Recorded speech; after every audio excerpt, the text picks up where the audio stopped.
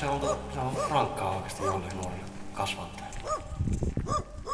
On haukuttu ja syrjitty. Kiusattuja. Ihmiset pakkautuu niin 4 seinän sisälle. Ei ollut niinku kavereita näistä, pitänyt olla niinku semmoista kavereiden kanssa, jotka on niinku hyväksi.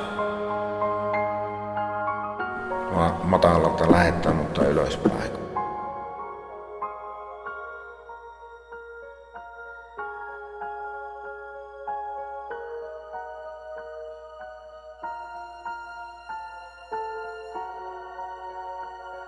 Siinä niinku kävi läpi asioita paljon. Tietenkin ne tarvii nuoriso-ohjaaja. Koulupsykologia tarvitaan hyvin paljon.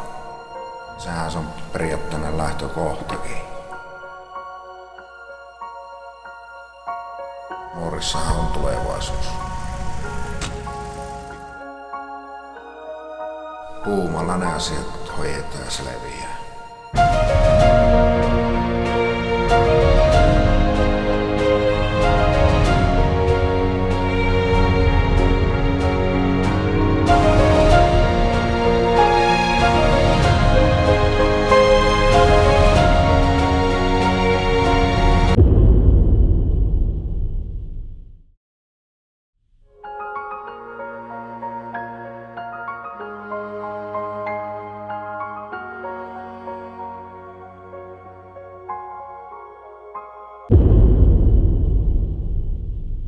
Mä täältä kyllä sukset jalassa hyppäis.